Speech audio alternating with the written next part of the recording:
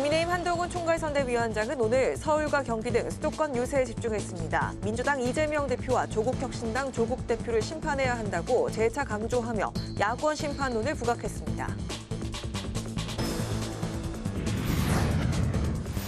민주당은 격전지인 경기 성남 분당 지역을 찾아 현장 선대위 회의를 열고 거듭 품격 있는 유세를 강조했습니다. 이재명 대표는 대장동 관련 재판에 출석해 정치검찰이 이런 상황을 만들었다고 비판했습니다.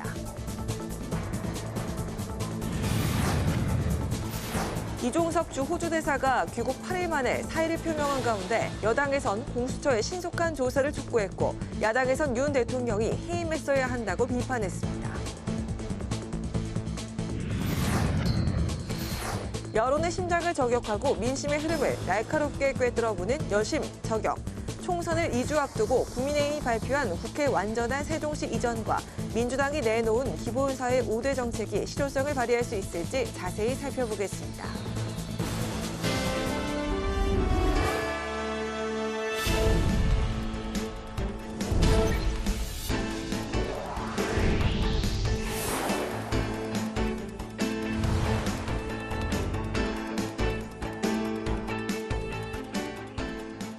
여러분 안녕하십니까? 3월 29일 금요일 국회 라이브 6 시작하겠습니다.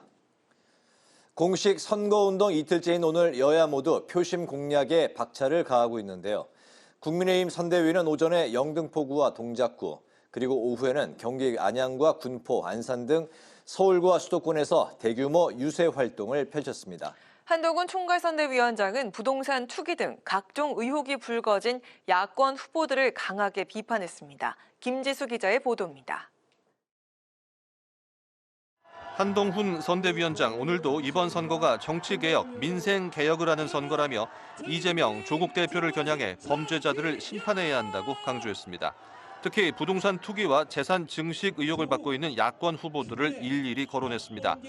조국이 말하는 검찰개혁은 한 건에 22억 원씩 받는 전관 예우가 양성화되는 것이냐며 조국혁신당 비례대표 1번 후보인 박은정 전 검사 배우자의 고액 수임 의혹을 비판했습니다. 22억 원을 아주 짧은 시간에 별 하는 일도 없이 버는 방법 아십니까? 조국 대표에게 물어보시면 됩니다. 군 복무 중이던 20대 아들에게 30억 원대 건물을 증여한 공영훈 민주당 후보와 아파트를 매입하는 과정에서 대학생 자녀가 11억 원의 사업자 대출을 받은 양문석 후보에 대해서도 비판을 이어갔습니다. 한 위원장은 국회를 세종으로 완전 이전하고 개발 제한 규제를 해제하겠다는 공약도 다시 한번 강조했습니다. 저희가 국회를 이전하겠다고 약속했죠? 그 국회 이전은 바로 이곳까지 개발 제한의 해소로 이어져서 여러분의 삶을 바꿀 겁니다. 한편 국민의힘은 이종섭 호주 대사가 사의 표명한 것을 두고 국민의 회초리를 겸허히 받아들이겠다며 공수처가 신속히 조사하기를 바란다고 밝혔습니다. 국회방송 김지수입니다. 더불어민주당은 격전지인 성남에서 선거대책위원회의를 열고 전략을 논의했습니다. 이종섭 대사 사퇴에 대해 외교 결례라며 윤석열 대통령이 대국민 사과를 해야 한다고 주장했습니다. 윤다힌 기자의 보도입니다. 22대 총선 공식 선거운동 이틀째. 더불어민주당은 경기 성남갑 이광재 후보 선거사무소에서 선거대책위원회의를 열었습니다. 이해찬 민주당 상임공동선대위원장은 한동훈 국민의힘 총괄선대위원장의 비속어 섞인 발언을 비판하며 민주당의 품위 있는 유세를 거듭 강조했습니다. 흑색 선전과 막말이 기승을 부리고 있습니다. 이런 흠잡기 막말에 흔들려서는 안 됩니다. 겸손하고 진중하게 품위 있는 유세, 선거운동을 통해서 이재명 민주당 대표는 대장동 사건 재판 출석으로 선대위에 불참했습니다. 이 대표는 총선 직전까지 법정에 출석해야 하는 상황을 두고 정치 검찰이 노린 결과라고 주장했습니다. 김부겸 상임공동선대위원장은 광주와 전주 등으로 향했습니다.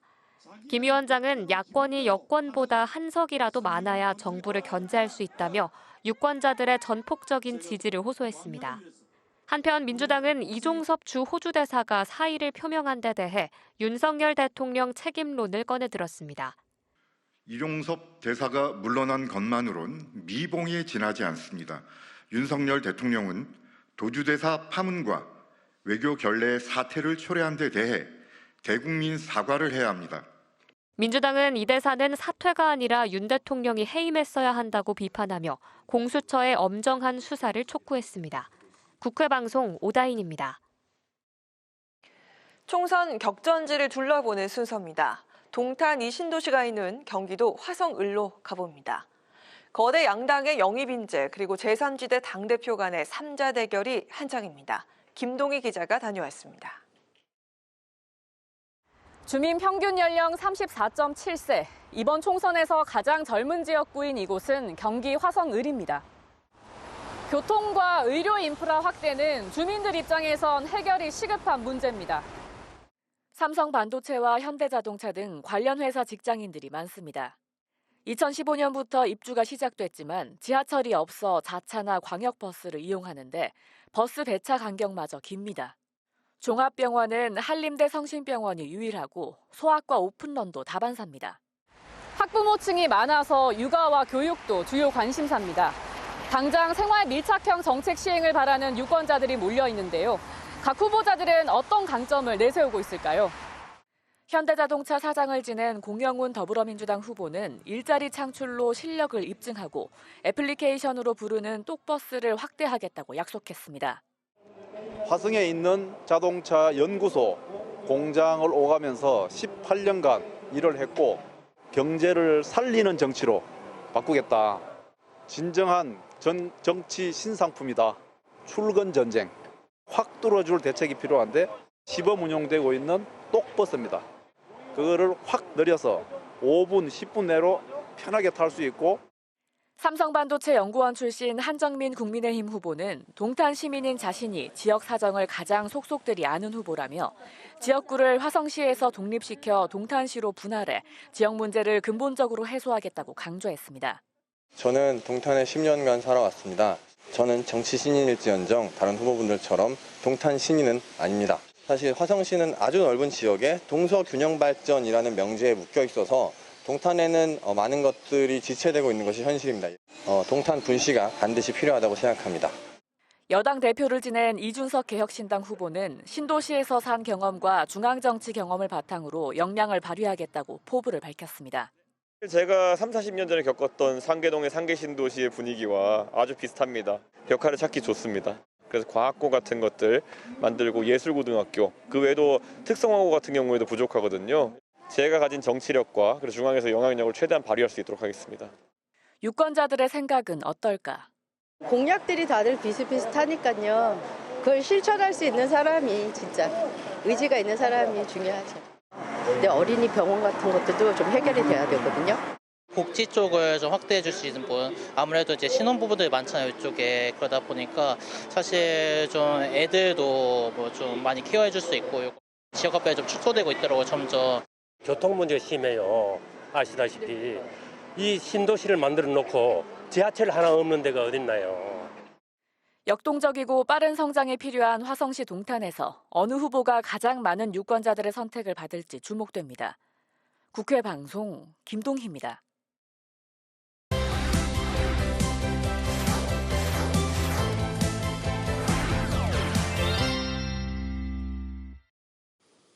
네, 한 주간 있었던 정치권 이슈를 정리해드리는 시간, 주간 이슈픽 코너입니다. 김동길 기자 나와 있습니다. 김 기자, 어서 오십시오. 안녕하세요. 네, 오랜만에 반갑습니다. 네.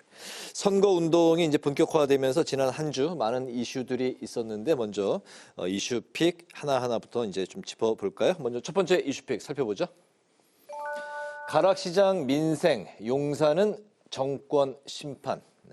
네, 유세 차량과 이제 선거 벽보 등을 보면 이제 선거의 느낌이 이제 물씬 나고요. 네. 선거가 왔구나라고 느껴지는데 공직 선거운동 첫날인 어제 국민의힘은 서울 송파 가락동 농수산물 도매시장에서 또 더불어민주당은 서울 용산역 광장에서 선대위 출정식을 열고 이제 본격적인 선거운동에 돌입했습니다. 네, 여야가 공식 선거운동의 시작을 어디서 하느냐가 이제 상징성을 이제 띄고 있는데 국민의힘은 시장, 민주당은 용산을 선택했네요. 네, 각 정당들은 이제 선거운동 첫 시작 장소로 이제 자신들의 정책 노선을 보여줄 수 있는 장소를 선택을 하는데 국민의힘의 선택은 서울 농수산물 시장이었습니다. 이 가락시장 하면 이제 국내 최대 규모의 농수산물 시장인데 네. 이곳을 택했다는 건 요즘 보면 이제 채소나 과일값이 워낙 이제 높으면서 이제 밥상 물가가 걱정들이 많은데요. 물가를 안정시키겠다, 또 민생을 최우선에 두겠다는 이제 의지로 해석이 됩니다. 시장하면 민심이 모이는 곳이고 또 민심이 흘러가는 곳이고 또 이 여야가 이 바닥 민심을 잡기 위해서 총력을 이제 기울이고 있는 곳이기도 한데요. 네. 그래서 한동훈 이 총괄 선대위원장이 선거운동의 첫 시작을 시장으로 결정한 것으로 보입니다. 네. 민주당은 출정식의 장소가 용산이었는데 용산? 대통령실이 있는 곳이죠? 네, 그렇습니다. 민주당이 이번 총선에 내세운 건 정권 심판론인데 이 용산을 출정식 지역으로 택했다는 건 이제 윤 대통령을 직접 겨냥한 것으로 보여지는 부분들이 있고요. 또 용산하면 이제 대통령실이 옮겨간 곳이라 좀 상징성이 큰 곳이기도 하죠. 그래서 이 정권 심판론을 부각시키겠다는 계산이 깔려 있는 것으로 보입니다. 또 여기에 용산이 한강벨트 이제 최대 격전지이고 지난 총선에서도 896표밖에 차이가 나지 않았거든요. 네. 또 이태원 참사가 발생한 곳이고 또 그래서 이 지역에서 반드시 승리하겠다는 의지, 그래서 이태원 참사에 대한 윤석열 정부의 무책임한 대응을 문제 삼겠다고 하는 그런 의지로도 좀 풀이를 해볼 수 있겠습니다. 네, 여러 상징성을 띠고 있는 용산이고 두 번째 이슈픽도 살펴볼까요? 국회 세종시 완전 이전. 네. 네. 국민의힘 한동훈 총괄선대위원장이 지난주 수요일이었죠. 이 카드를 이제 승부수로 꺼냈습니다. 네. 국회 세종시 완전 이전을 통해서 이 여의도 주변 개발을 적극 추진하겠다고 밝혔고요. 또 이에 대해서 민주당은 이제 이재명 선대위원장도 지난 대선 때 여야 모두가 공약했던 것이어서 새로운 게 아니다. 집권 여당이 해결하면 된다. 이렇게 이제 밝히기도 했습니다. 네, 국회 세종시 완전 이전이 총선 이후의 논의 사안이 될 것으로 보이는데 현재 이전 계획이 어떻게 돼 있습니까? 네, 지난해 10월인데요. 얼마 되지 않았죠. 국회 본회의에서 국회 세종의사당의 설치 및 운영 등에 관한 규칙안이 통과가 되면서 이전 계획이 확정은 돼 있습니다. 세종시로 이전하는 국회 상임위를 살펴보면 이제 세종시의 행정부처를 소관으로 둔 기재위라든지 정무위 등 12개 상임위원회가 가고요. 여기에 국회 사무처, 예정처, 입조처 등 국회 지원기관이 세종시로 이전하게 됩니다. 네, 국회 상임위원회가 전체가 19개인데 12개를 이전을 하면 나머지 7개 상임위원회는 이제 서울에 남기로 한 건데 네. 그 결정을 한 이유가 있을까요?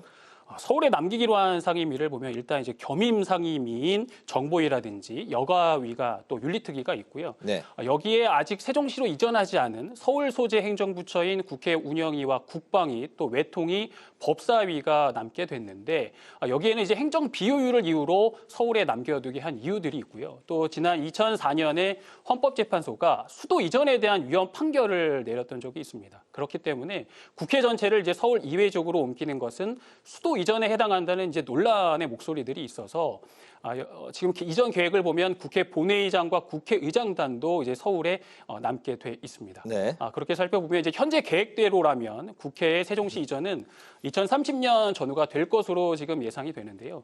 국회의 완전한 세종시 이전 이 이슈가 나왔기 때문에 이번 총선 이후에 어찌됐든 간에 여야가 다시 한번 머리를 맞댈 것으로 보입니다. 네, 국회 세종시 이전 이슈는 잠시 후 정치 노트에서 또 자세히 다뤄보기로 하고요.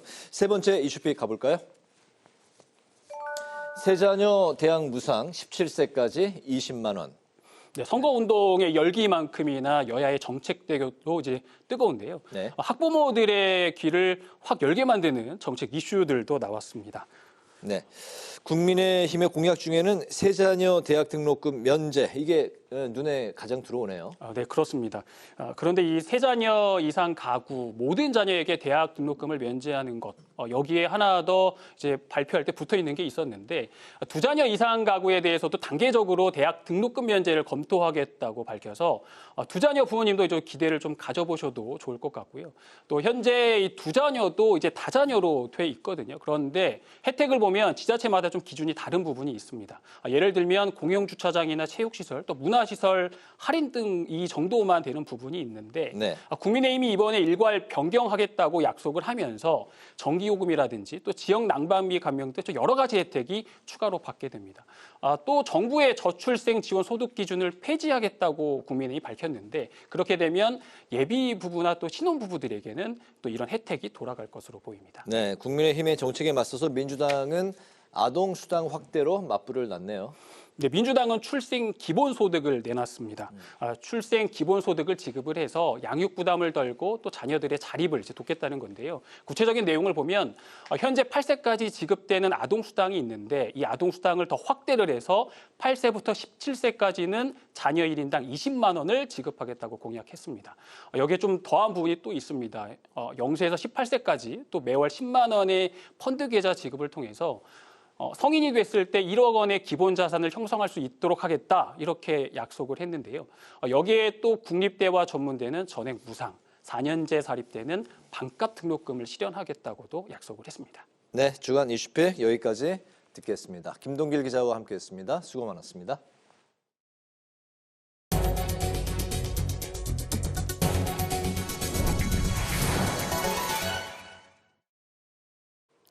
국민의힘은 이재명 조국 대표의 심판이 이번 총선의 주요 화두가 될 것이라고 밝히고 2조 심판 특별위원회를 구성했습니다. 2조 심판 특별위원회 위원장은 신지호 전 국회의원이 맡았습니다. 중앙선대위는 권력형 비리와 입시 비리 등 특권과 불공정을 상징하는 이재명, 조국 대표의 방탄 연대 정치 세력을 청산하고 진정한 정치 개혁을 이뤄내겠다고 설명했습니다. 지난해에 이어 올해도 윤석열 대통령이 제주 4.3 희생자 추념식에 불참할 것으로 알려지면서 민주당이 강하게 유감을 표명했습니다. 권칠승 선대위 수석 대변인은 브리핑을 통해 등 돌린 표심을 잡겠다며 전국 격전지를 돌며 관건선거 운동도 마다하지 않았던 윤 대통령이 추념식은 왜 불참하는지 따져 물었습니다. 김부겸 상임공동선대위원장도 대통령의 추념식 참여 의미는 보수와 진보를 넘어 제주의 상처를 치유하는 역사적 선언이라면서 지금이라도 추념식 불참을 재고해 주길 바란다고 밝혔습니다. 국회 도서관이 한국과학기술정보연구원과 함께 글로벌 AI 선도를 위한 전략과 입법적 과제를 주제로 국가 전략 콜로키움을 개최했습니다. 발제에 참여한 전문가들은 글로벌 AI를 선도하기 위해선 비즈니스 관점에서 AI 사업의 불확실성을 제거하고 정책적으로 AI 리스크를 유연하게 관리하는 게 필요하다고 조언했습니다. 이번 콜로키움은 인공지능 기술의 최신 트렌드를 이해하고 정부와 기업의 AI 전략 진단을 통해 22대 국회 입법 방향을 모색하기 위해 마련됐습니다. 백재현 국회 사무총장이 기후위기 대응을 위한 입법 활동을 국회 사무처가 적극 지원하겠다고 밝혔습니다. 백 총장은 제79회 식목일을 맞아 국회 고성연수원에서 열린 나무 심기 행사에 참여해 국회 사무처가 늘 푸른 소나무처럼 한결같이 국민을 위한 의정 활동을 지원해야 한다며 이같이 말했습니다. 이어서 백 총장은 사무처 직원들과 함께 사과나무와 대추나무 묘목 30주, 기념식수로 소나무 한 그루를 심으면서 탄소 중립 실천을 약속했습니다.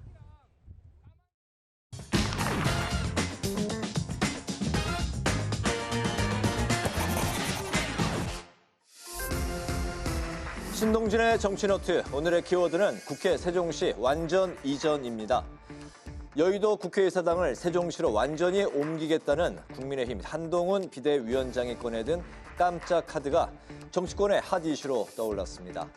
한 위원장이 발표한 주요 내용을 살펴보면 국회 본회의장과 의장실을 포함한 모든 국회 시설을 세종으로 완전히 이전하자는 것, 그리고 여의도 국회 인근의 고도 제한을 풀고 재개발함으로써 뉴욕 같은 금융 및 문화시티로 개발하자는 것, 마지막으로 여의도와 인접한 마포, 영등포 등의 개발을 이어나가자는 것, 이렇게 세 가지를 핵심으로 꼽을 수가 있습니다. 현재 국회는 세종시 정부청사에서 도보 15분 거리에 국회 세종의사당 건설을 확정한 상태인데요. 국회 세종의사당 부지는 여의도 국회 부지의 2배 가까운 규모로 산하 12개 위원회와 국회 예산정책처, 국회 입법조사처를 세종으로 이전하고 국회 도서관 분관을 세종에 새로 짓기로 했습니다. 사업비는 약 3조 6천억 원으로 추정되고 있고 완공 시점은 오는 2031년으로 내다보고 있는데요. 다만 국회의장실, 의원회관, 국회 도서관 등은 여의도에 남는 계획입니다. 그런데 한 위원장은 4월 10일인 총선 날은 여의도 정치를 끝내는 날이라면서 현재의 이 분원 계획에서 한 발 더 나아가 모든 시설을 세종으로 옮기자는 완전한 이전을 제안한 건데요. 은근한 신경전을 벌인 여야 대표의 발언을 들어보실까요? 이미 그 일이 이미 진행 중이잖아요. 집권 여당은 집행 권한을 갖고 있기 때문에 이미 약속했던 것은 신속하게 하면 되는 거지 또 약속할 필요가 없습니다. 이미 할 수 있는데 하지 않으면서 선거에 이기면 하겠다라고 얘기하는 것은 저는 그건 국민을 기만하는 행위라고 생각합니다. 민주당에서는 마치 이것이 그냥 하면 되는 것이지라는 식으로 퉁치고 넘어가려고 합니다. 이건 국회법을 바꿔야 하는 문제이기 때문에 저희가 국회에서 승리해야 가능한 것입니다. 민주당은 다수당이면서도 국회를 완전 이전하는 법안을 만들지 않았습니다. 국회 이전에 찬성하는 입장을 밝히면서도 국회 세종 이전은 자신들의 원래 브랜드란 입장을 강조하고 있는 민주당. 노무현 참여정부 당시 수조 이전 공약으로 세종시를 만들었고 그 이후에도 수차례 시도돼 왔기 때문인데요. 하지만 헌법재판소가 지난 2004년 수도 이전을 위헌이라고 결정하면서 특별법 추진이 성사되지 못하게 된 겁니다. 수도가 서울이라는 건 관습 헌법에 해당하기 때문에 수도를 옮기려면 개헌이 필요하다면서 대통령과 국회의 소재지가 서울에 있다는 점을 들었는데요. 그러니까 한 위원장의 이번 공약으로 개헌 논쟁에 다시금 불이 붙을 수도 있다는 얘기입니다. 세종은 행정수도라는 명문화 개헌까지 이뤄내야 한다는 야권 등의 지적 속에 국민의힘은 세종으로 중앙부처와 공공기관이 이미 다수 이전한 데다가 국회 분원도 진행 중인 만큼 개헌이 필요 없다는 입장인데요. 이런 가운데 정진석 국민의힘 의원이 어제 여의도 국회의사당에 세종시 완전 이전을 명문화하는 행정수도 완성을 위한 특별법 등을 대표 발의했습니다. 대부분의 중앙행정기관이 세종시로 이전을 완료한 상황에서 여전히 서울에 있는 국회의사당으로 인해 발생하는 행정적인 비효율을 없애자는 법안인데요. 하지만 오늘 더불어민주당의 위성정당인 더불어민주연합이 기자회견을 갖고 한 위원장의 공약에 진정성이 느껴지지 않는다면서 개헌은 필수라는 입장을 내세웠습니다. 그런가 하면 녹색정의당과 새로운 미래는 대통령실도 세종으로 완전 이전하자고 제안했고 조국혁신당은 더 나아가서 검찰개혁 등 권력기관 개편까지 거론했습니다.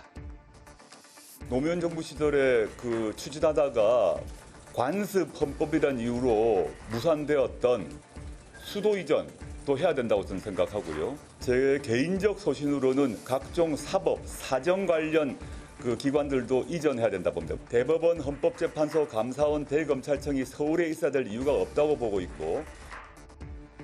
본격적인 선거운동 시작과 함께 던져진 국회 세종 이전 이슈가 이번 총선 향배를 좌우할 메가톤급 이슈로 부상한 상황인데요. 정치의 중심을 서울에서 지방으로 옮겨가는 패러다임의 대전환이 과연 여야의 원만한 합의로 이루어질 수 있을지 귀추가 주목됩니다. 지금까지 신동진의 정치 노트였습니다.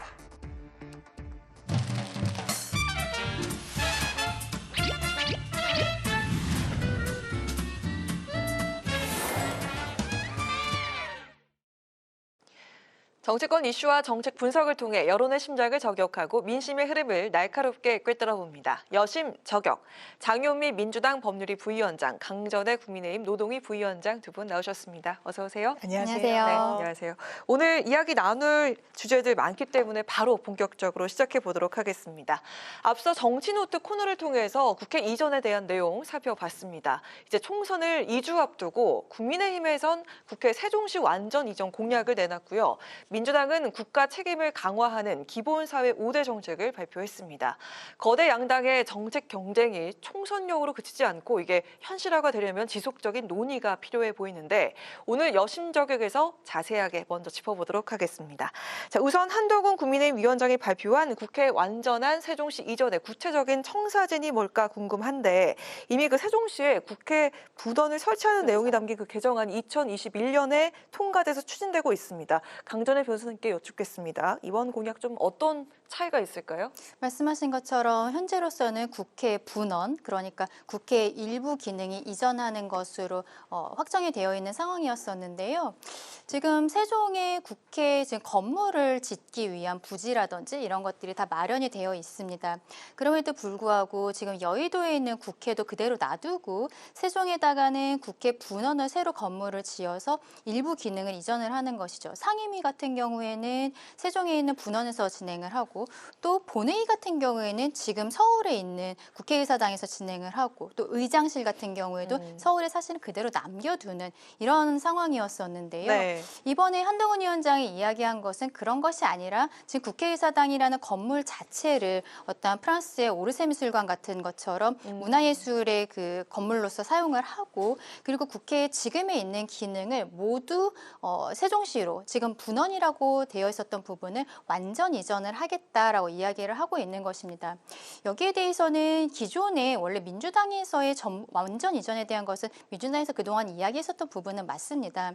다만 지금 상황에 있어서는 저는 그렇게 생각하는데요. 어떠한 정책적인 방향에 있어서의 고려 이런 것들이 대선이나 총선 이런 선거를 앞두고서는 다시 한번 당에서 그 공약을 점검을 할 수 있다고 생각을 하는데 그동안에 세종시가 처음에 생길 때 우리가 행정수도로서 행정기능 이전하지 않았습니까?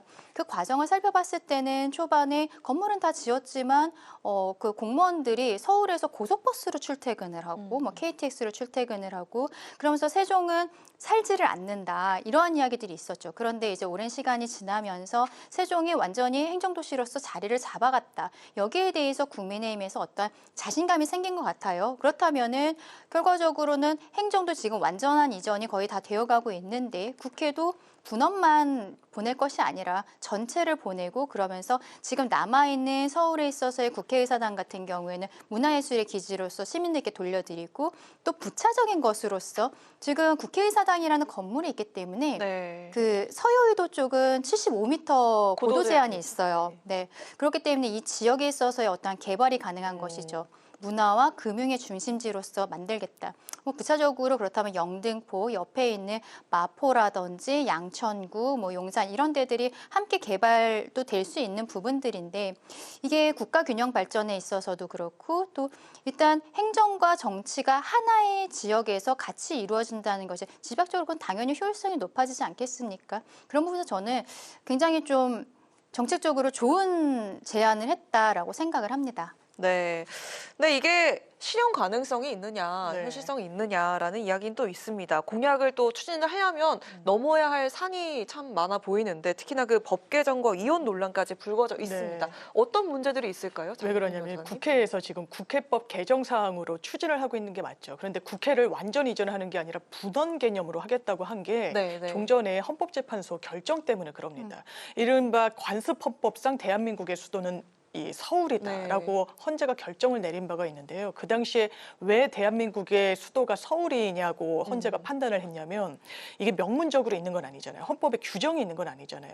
그런데 국가 권력의 핵심 사항을 수행하는 국가기관들이 어디에 집중적으로 소재하고 있는지 그게 바로 서울이다. 그러면 이 핵심 기능을 수행하는 국가기관이라는 건 두 개를 제시를 했는데요. 하나는 국회, 하나는 대통령의 소재지였습니다.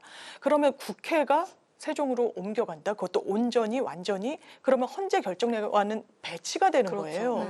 그러면 이것이 단순히 국회법만 개정해서 될 사안인지 아니면 개헌까지 가야 되는지. 그래서 많은 법조인들이 이거는 그래도 개헌 논의가 있어야 되는 거 아니냐. 근데 개헌이란 걸 하려면 뭔가 이거는 관습헌법이라고 했기 때문에 명문 규정이 없잖아요. 그러니까 아예 명시적으로 이 부분을 명확하게 할 것인지 최소한 거기까지 나아가지 않더라도 국민투표에 붙여야 되는 거 아니냐. 이제 갈 길이 좀 그러니까 좀 원 이런 부분이 좀 분명히 있어 보입니다. 네, 그렇군요.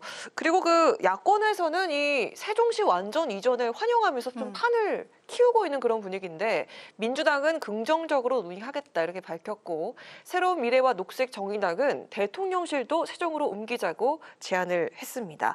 조국 혁신당은 대법원, 대검찰청 그리고 헌재까지 그 권력기관 이전까지 제안을 했는데 강전혜 변호사님께 여쭙겠습니다. 이거 어디까지 수용이 가능할까요? 그러니까 지금 장 변호사님 얘기해 주신 것처럼 2004년에 있었던 헌법재판소의 결정에서 대통령과 국회가 있는 소재지가 우리의 수도다라는 이야기가 있었기 때문에 지금 대통령실에서는 한동훈 위원장이 국회를 완전 이전하겠다고 하니까 대통령의 제2집무실도 세종에 설치하는 것에 대해 속도감 있게 진행하겠다라는 화답을 했거든요.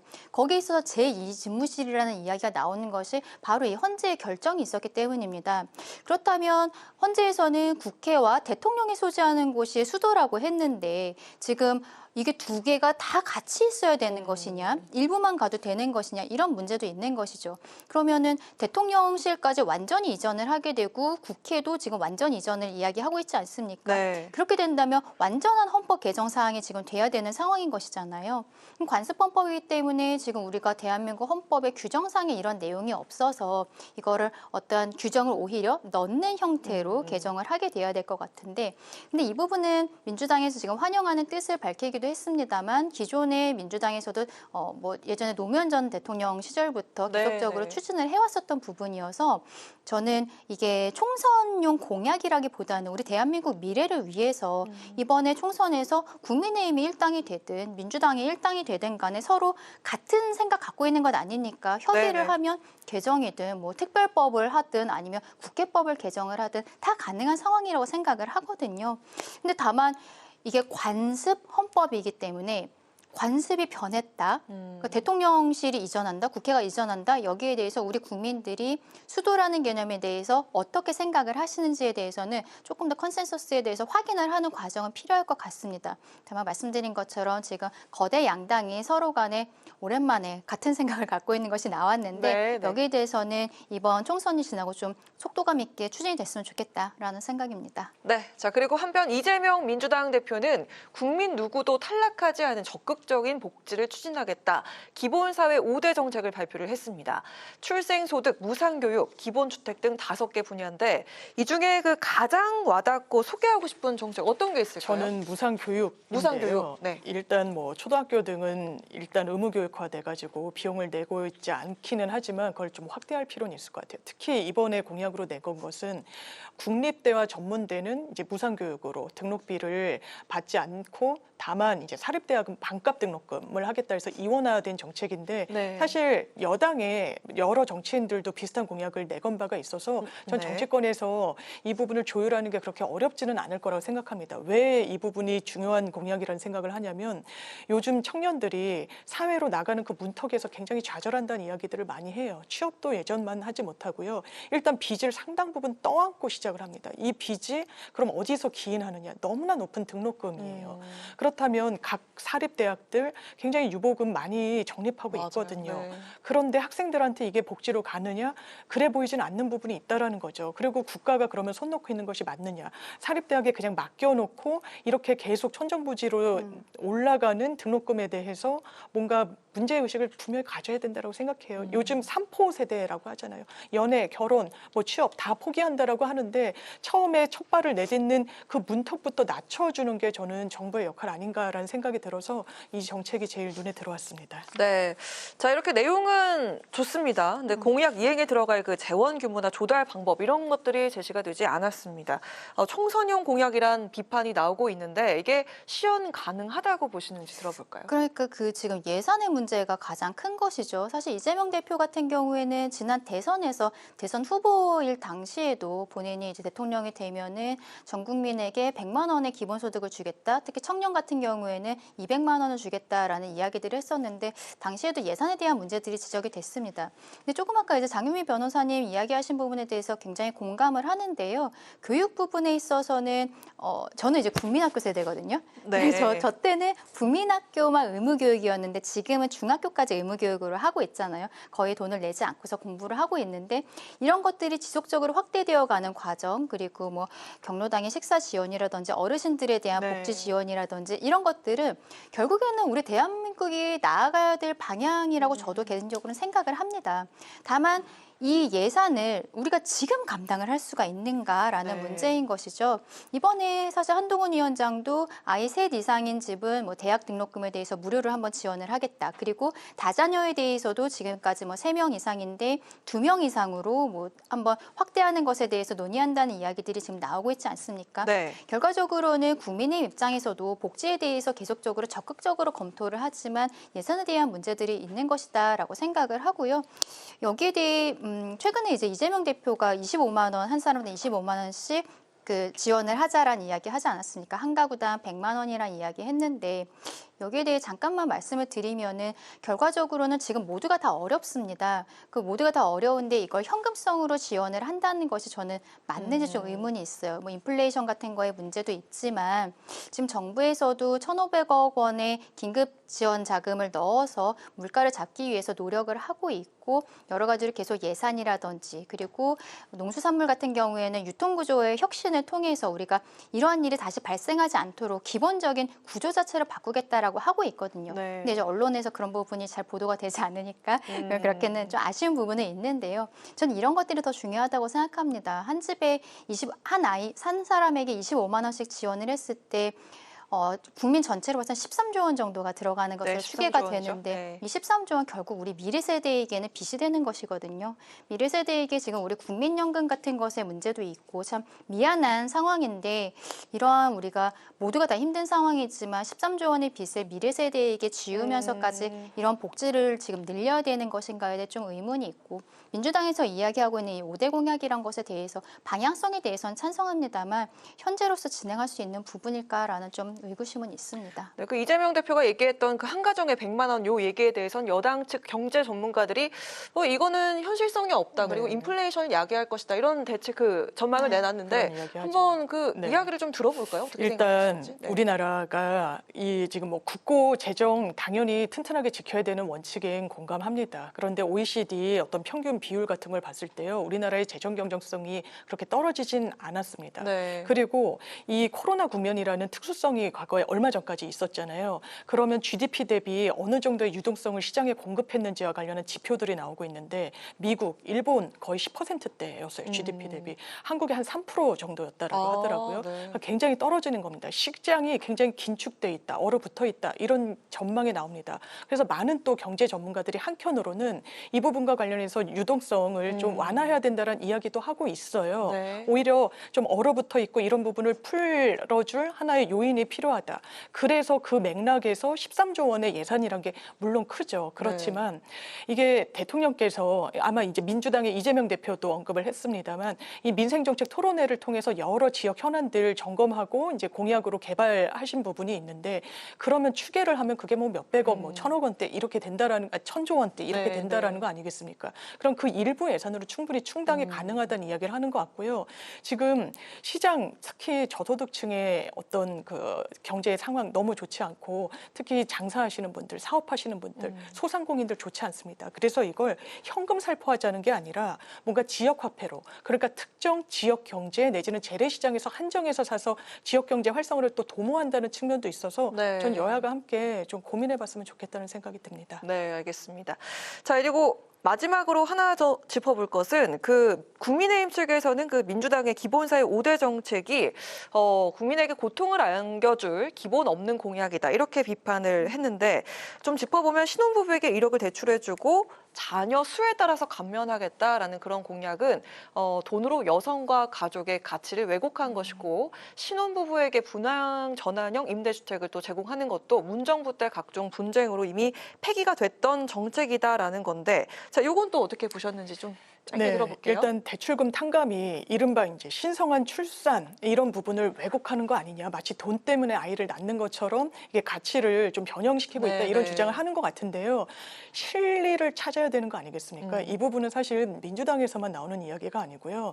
나경원 전 의원, 그러니까 저출생 그 고령사회의 그 위원장도 지내셨잖아요. 부위원장 지내셨는데 그때 헝가리 모델을 언급을 했어요. 왜냐하면 헝가리 모델이 그냥 모델에 국한된 게 아니라 실제로 출산율을 견인해냈거든요. 그때 어떻게 했냐면 한 4천만 원인가를 일단 신혼부부한테 줍니다.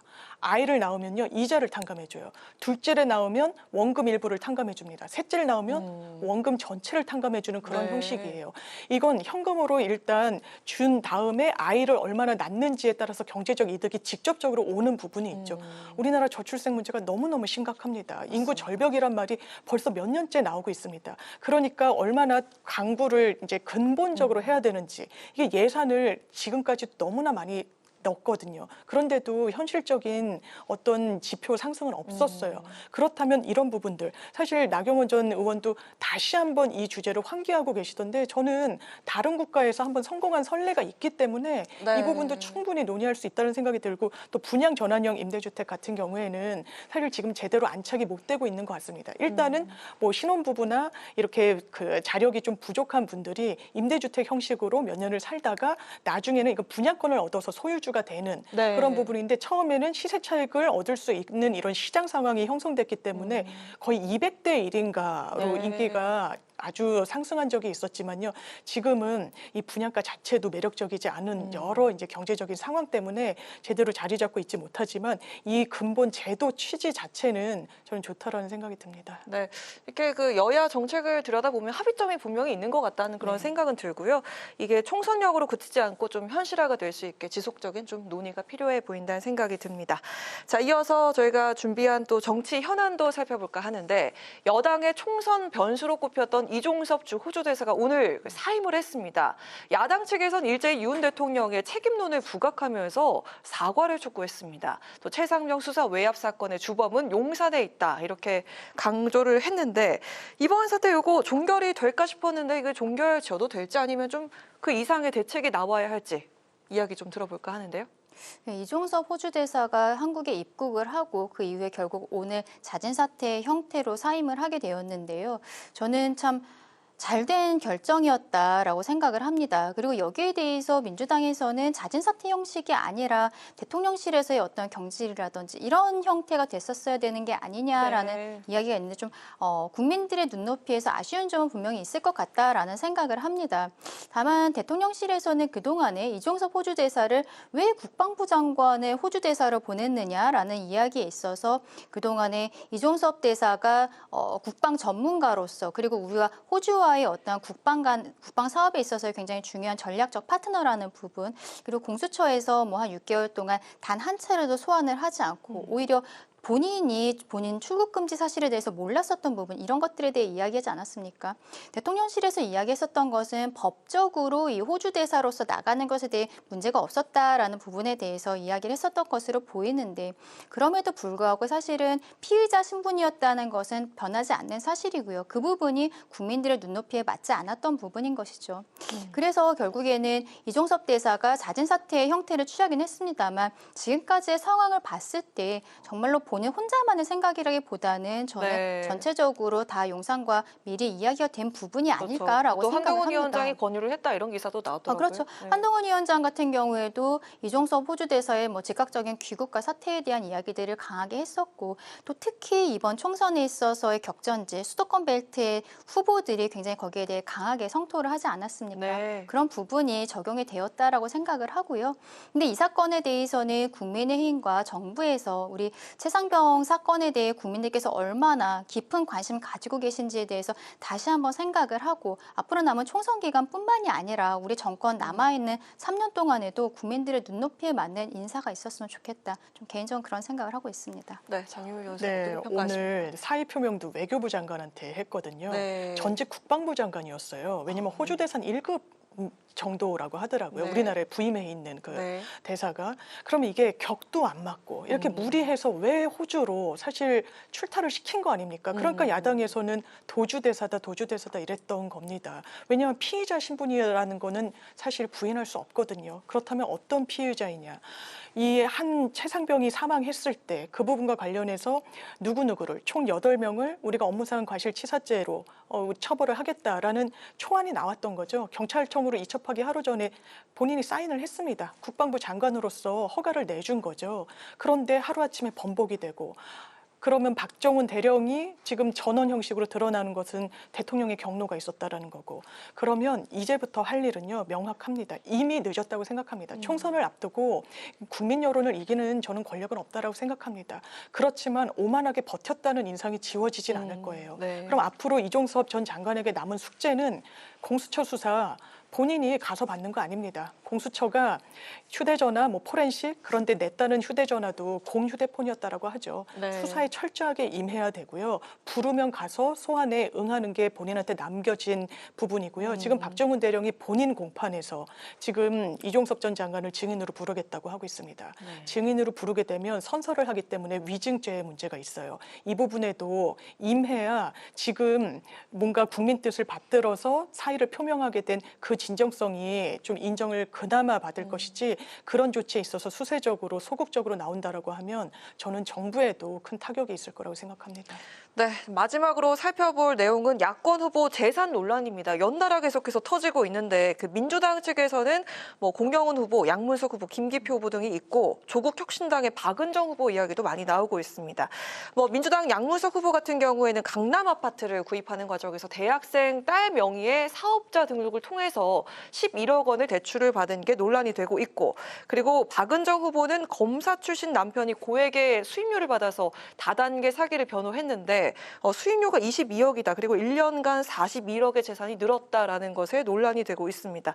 자, 이 부분들 총선에 어떤 영향을 줄지 어떻게 보셨는지 좀 들어볼까요? 일단 박은정 검사 지금 비례 후보 1번인데요. 조국혁신당에서 이분의 남편이 검사장으로 사직을 하고 나와서 변호사 사무실을 개업을 했는데 본인이 검사를 하고 있을 때 다단계 사기에 있어서의 전문성을 인정을 받아서 네. 검찰 내에서 블랙벨트라는 그런 어떤 상 같은 건데요. 이런 것도 받은 사람입니다.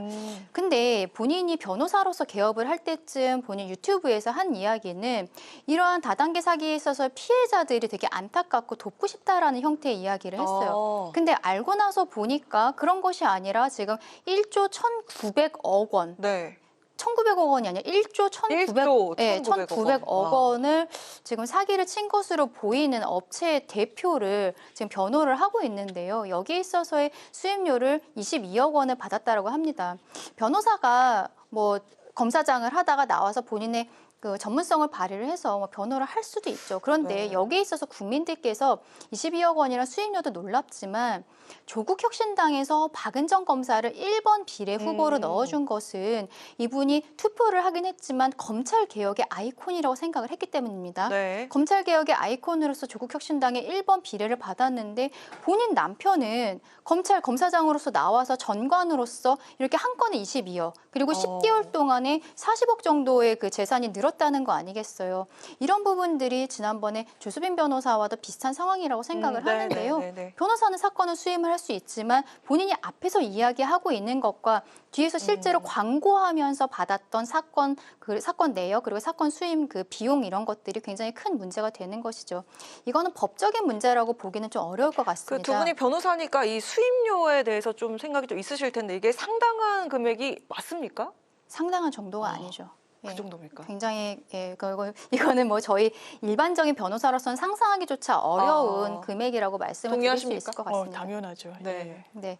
하여튼 그렇기 때문에 지금 조국 혁신당에 있어서 박은정 검사가 후보에서 저는 사퇴를 할 것이라고까지 보이진 않습니다. 왜냐하면 조국 대표도 이미 2심에서까지 형을 받았고 황은하 의원도 비례로 들어가 있는데 1심에서 지금 형 받지 않았습니까? 그런 상황인데 이거는 어떤 정무적인 판단인지 법적으로 문제가 된다고까지 보이진 않거든요. 근데 이런 사람을 비례대표 1번으로서 넣은 조국 혁신당의 현실 이게 정말 대한민국 사법부를 보는 그리고 우리 국민들께서 검찰을 보는 시선에 대해서 다시 네. 한번 생각을 해봐야 될 문제인 것 같습니다. 그 민주당 측 후보들에 대한 그 논란들은 또 어떻게 보셨는지 지금 양문석 후보가 11억 원을 그렇죠. 딸의 이름으로 대출을 받았다는 거는 저는 이거는 형사적인 문제가 될 수 있다고 생각을 합니다. 네. 왜냐하면 양문석 후보가 이 서초동에 있는 아파트를 구입할 때는 서울시가 규제가 있어가지고 그렇죠. 주택담보대출이 15억 원 이상인 집들은 안 나올 아예 안 때였는데 나왔죠. 이 집이 20억 원이 넘었어요. 네. 그렇기 때문에 지금 일단 집을 사고서는 그 다음에 딸 명의로 대출을 받은 것을 그 집에 담보대출이 네. 되어 있었거든요. 근데 딸이 개인 사업자로서 대출을 받은 것입니다. 맞습니다. 근데 이 개인 사업자라고 했지만 지금까지 세금 납부 내역이 전혀 없고 그리고 대출을 받은 이후에 6개월 정도 있다가 해외로 언어 연수를 간 캐나다로? 것이 네. 지금 다 밝혀지지 않았습니까? 그렇다면은 이 새마을금고에다가 어떠한 기망을 했다라고 볼 수 있을 것 같은데요. 이건 형사적으로 사기가 가능할 수 있을 것 같습니다. 그래서 이 부분은 물론 본인의 해명도 필요하지만 저는 해명을 넘어서서 수사가 필요한 부분이다라고 생각을 합니다. 사기 대출이다 이런 얘기가 나오고 있죠.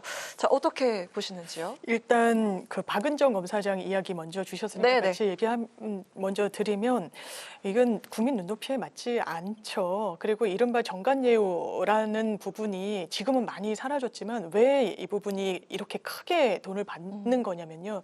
이른바 전관들이 특히 검찰 전관들이 변론을 이 위임장을 내지 않고 전화 변론. 왜냐하면 검찰이 기소권을 검찰만 갖고 있잖아요. 그러니까 네. 법원 정관, 검찰 정관 이렇게 크게 두 개를 나누는데 이른바 법원 정관들은 법원에 있는 후배들한테 이른바 영향력을 행사할 걸 기대하면서 의뢰인이 거액의 수임료를 주는 거 아니겠습니까? 네. 그런데 법원은 공개 재판이에요. 그리고 좌배석, 우배석이 있기 때문에 부장 판사가 이걸 마음대로 핸들링하지 못합니다. 법원에 계신 분들 이야기를 들어보더라도요. 네. 정말 친한 누군가가 변호인으로 들어왔다. 그런 경우 있죠. 그걸 보고 그 변호인한테 많은 돈을 주기도 하니까요. 그게 정관예우라는 문화가 있는 것이고. 그래도 결론을 바꾸는 거는 사실 상상하기가 어렵고요. 저희 법조인들도 그렇고. 그나마 증거 신청을 하는 데 있어서 야멸차게 굴지 않는 이 정도의 매너랄까요. 뭐 하여튼 그런 배려를 한다는 거예요. 검찰은 좀 다릅니다. 수사기관이잖아요. 네. 밀행성의 원칙이 있어요. 그래서 항상 고위직에 진출하는 검사장 출신들, 고위 검찰 출신들 뭐 오피스텔을 뭐 100채 가져가고 있어가지고 문제가 됐던 분도 계시죠. 이게 나중엔 수사를 받기도 했고요. 왜냐하면 전화로 누구를 영장을 뭐 청구하지 말아달라. 내지는 기소를 하지 말아달라. 이런 부분이 과거에는 사실상 먹혔던 부분이 있다라고들 하시죠. 지금은 그렇지 않다라고 하더라도 그런 걸 기대하는 의뢰인의 심리를 받아들여서 사실 정관예우라는 왜곡된 시장이 있는 거예요. 그런데 거기에 대해서 정관예우는 전혀 없었다. 내가 정말로 정관예우를 받았다면 훨씬 많은 금액을 받았을 것이다. 네, 그렇게 얘기하고 있죠. 근데 그런 이야기를 하는 것도 아마 본인 입장에서는요. 이분이 블랙벨트라는 걸 받았는데 제가 블루벨트가 한 단계 아래입니다. 네. 근데 성범죄 피해자를 대리할 때 어떤 여성 검사님이 너무 사건을 굉장히 치밀하게 피해자 입장에서 굉장히 세밀하게 들여다봐 주시더라고요. 그분이 나중에 블루벨트를 받으시더라고요. 그래서 이런 분이 받는구나. 검찰에서도 인정을 받는구나 했는데 그 한 단계 위가 그 블랙벨트를 받고 블랙벨트예요. 계신 분이. 근데 이 박은정 검사의 남편이 블랙벨트를 받았다는 거예요. 그러니까 실력은 최소한 검증받았고 관련 기사를 보더라도 이게 거의 뭐 바늘구멍을 통과하는 것보다도 그쵸. 어렵다는 겁니다. 검찰 바늘구멍에서 내부에서도. 그 일러스트가 나오더라고요. 네. 그런데 이 분이 그나마 검찰에서도 많은 유형의 범죄가 아니라 지금 뭐 신생 범죄들, 코인, 뭐 유사수신, 다단계 이런 부분의 전문성을 갖고 있으니까 이제 시장에 나왔을 때 엄청 찾는 사람들이 많았던 거예요. 물론 그 사건을 전부하고 한 사건에 22억 원을 받았다는 건 검사장 출신이 아니면 과연 그 수임료를 냈을까 싶어서 부적절하지만 이런 맥락도 있다라는 사정을 말씀드리고 싶고요. 저는 양문석 후보 같은 시간 경우는 관계상 짧게 들어볼게요. 편법 의혹임을 본인도 그 부분에 대해서 그래서 대출자를 좀 갈아타려고도 했다라는 걸 보니까 잘못을 좀 인정하고 국민들께 평가받고자 하는 것 같습니다. 네, 이렇게 매주 두 법조인 분들과 함께 하니까 제가 점점 많이 배워가는 듯한 느낌이 들고 여심저격 든든하다라는 그런 생각이 듭니다. 자, 오늘도 잘 들었습니다. 여기까지 들어보도록 하겠습니다. 지금까지 장윤미 민주당 법률위 부위원장, 강전의 국민의힘 노동위 부위원장과 함께한 여심저격 시간이었습니다. 두 분 고맙습니다. 감사합니다. 네, 오늘 국회 라이브 6 여기까지입니다. 시청해주신 여러분 고맙습니다. 편안한 주말 보내십시오.